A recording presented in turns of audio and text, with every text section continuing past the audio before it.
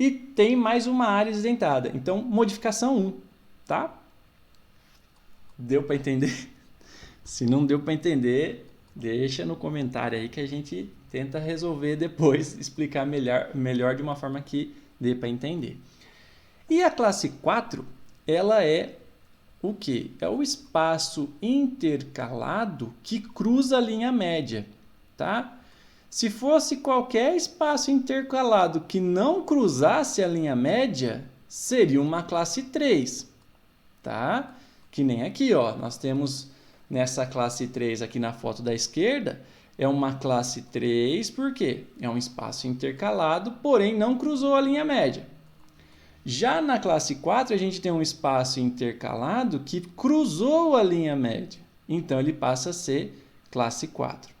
Uma característica interessante da classe 4 é que ela não tem modificação. Por que não tem modificação? Vamos lá. Aqui nós temos, então, uma classe 4, um espaço intercalado que cruzou a linha média. Ah, mas e se faltasse aqui, ó, esses 2 molares? Se faltasse esses 2 molares, isso automaticamente vira uma classe 2, porque tem um extremo livre unilateral com uma modificação, né? Que é essa outra área edenta aqui. Então, qualquer coisa que começar a acontecer na região posterior já não vai ser classe 4, mesmo tendo um espaço intercalado cruzando a linha média. Porque na classificação de Kennedy, o ponto de partida, o ponto de referência é a região posterior. E também deve valer a menor classe possível. Sendo, então, classe 4 tem que ter os dentes posteriores e um espaço intercalado cruzando a linha média. Se faltar qualquer coisa aqui, faz conta que faltou esse pré-molar aqui, ó, na direita. Faltou esse premolar. Essa classificação, esse arco passa a ser uma classe 3, independente do tamanho da área intercalada, né, do espaço edento aqui, que estiver cruzando a linha média. Por quê? A referência é a região posterior. Faltando um dente aqui na região posterior, por exemplo aqui, seria um espaço intercalado, certo? Posterior, com uma modificação, ou seja, mais uma área edenta. Deu para entender?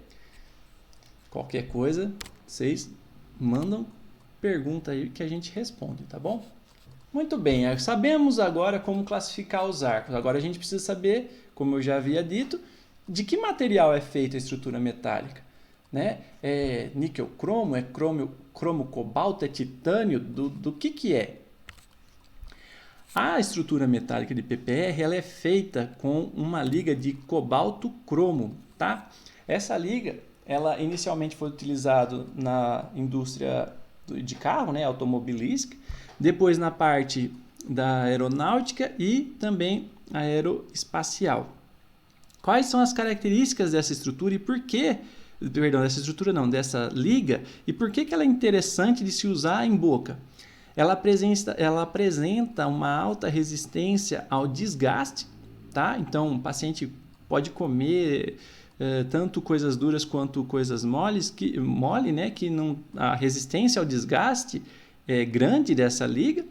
Ela apresenta uma resistência à corrosão, o que é interessante, uma vez que a boca é um ambiente úmido, né? Ela não pode enferrujar, então não poderia ser de ferro, digamos assim. Essa estrutura não pode, ele tem que ter uma resistência à corrosão. Só em 1930 que passou a ser utilizada na área médico-odontológica, tá?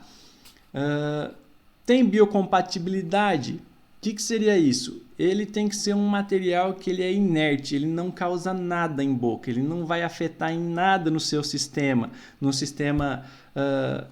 vai causar nada sistemicamente no paciente. Ele é inerte, ele estando lá ou não causa nada, a liga em si, tá? Então ele não é tóxico, não causa alergia, não causa nenhuma mutação, não causa câncer e não interfere, né, na fertilidade. Então não é porque que a pessoa está usando uma PPR que tem uma liga de cobalto cromo que ela vai ter a chance de se tornar estéril ou ter câncer. Isso não tem nada a ver, tá bom? Então, caso o paciente venha perguntar, mas doutor, eu tenho alergia. Não existe alergia a essa liga, tá? O cobalto, né, presente na liga, ele que vai dar a resistência, né, a dureza para essa estrutura e a elasticidade, ok? E ele está presente, né, a concentração do cobalto na liga é de 53% a 67%, né, do volume. Já o cromo é responsável pela resistência à perda, brilho e corrosão, ou seja, quem evita, quem faz com que essa liga não oxide, vai ser o cromo, tá? E ele está presente numa porcentagem, né, numa concentração de 25% a 32% do volume da liga. Aqui vocês podem ver, né, os discos de liga de cobalto cromo utilizado em sistemas CAD/CAM para fresar a estrutura metálica, né, um outro processo. E aqui tem os ligonetes, né, os cilindrinhos que vão ser derretidos, né, levado na centrífuga e injetado para a confecção convencional de uma estrutura metálica. E a nível de curiosidade, né, a liga de cobalto cromo, ela foi utilizada na área médica, né, para substituição total de quadril e joelho, tá? E depois também na parte odontológica como componentes de implantes dentários, tá? Não o implante, o componente, né? Muito bem, já sabemos qual é a liga, né, do material, sabemos classificar, e agora a gente precisa saber quais são as partes que compõem uma estrutura metálica. Nós temos, toda estrutura metálica tem que ter pelo menos isso que eu vou falar: apoio oclusal, grampo de retenção, grampo de oposição, conector maior, conector menor, cela, retentor indireto, placa distal e linha de fulcro. Putz, mas tem tudo isso mesmo?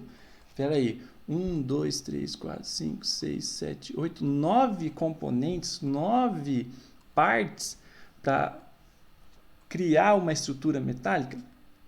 Alguns desses componentes podem não estar presentes dependendo do tipo de arco, né, que nós temos para essa estrutura metálica. Mas vamos montar uma aqui e vamos ver se acontece de verdade.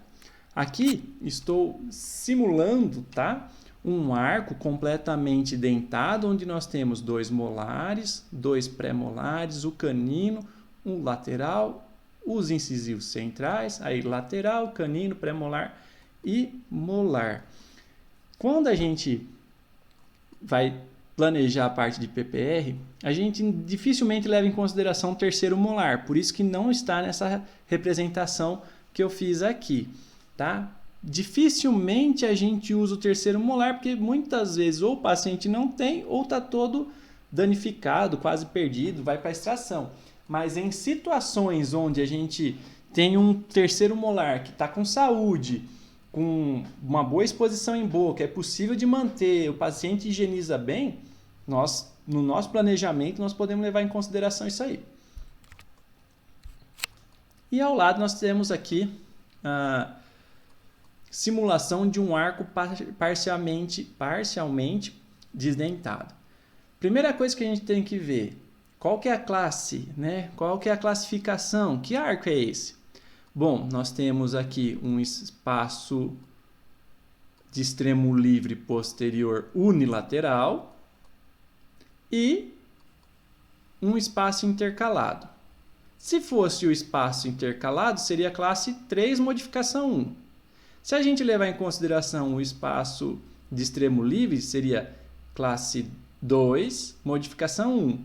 Como eu falei para vocês que o que vale é a menor classe, então esse arco ele é uma classe 2, porque ele tem um espaço de extremo livre posterior unilateral e mais uma modificação, ou seja, mais uma área edenta. Tá? E se tivesse aqui e aqui na frente, seria classe 2, modificação 2. tá? Ou seja, além da classe 2, o que caracteriza esse ar como uma classe 2, ou seja, um espaço de extremo livre, posterior edento, tá? Isso é uma classe 2, unilateral. Ele teria mais duas modificações, ou seja, mais duas áreas edentas, tá? Então, seria, né, uma classe 2, modificação 2. Mas nesse caso aqui, nós temos, então, uma classe 2, modificação 1. Vamos ver, então, se existe tudo isso que eu falei para vocês que deve existir numa estrutura metálica. Falei primeiro em apoio oclusal. Ó, vejamos, surgiu aqui sobre os nossos dentes pilares os respectivos apoios, tá? Cada um com uma característica, cada um numa posição que a gente vai descobrir o porquê. Grampo de retenção. Ó, que legal. Nós já temos aqui um tipo de grampo para esse molar, outro tipo de grampo para esse canino e um outro tipo de grampo para esse pré-molar. Cada um com uma característica, cada um com um porquê, cada um com uma forma de desenhar. Vamos agora para os grampos de oposição. Ó, mais uma vez, vejam que surgiu sobre o molar um grampo aqui e aqui. E já no canino não surgiu. E isso tem um motivo. Nós vamos ver o porquê. Depois, conector maior. Deu para perceber o porquê que ele tem o nome de maior, né? Não tem como não ver o conector maior. É toda essa estrutura grandona aqui. Assim como qualquer uma das outras partes, existem diferentes tipos de conectores maiores, cada um com uma indicação, cada um com uma característica, tá? Nesse caso aqui,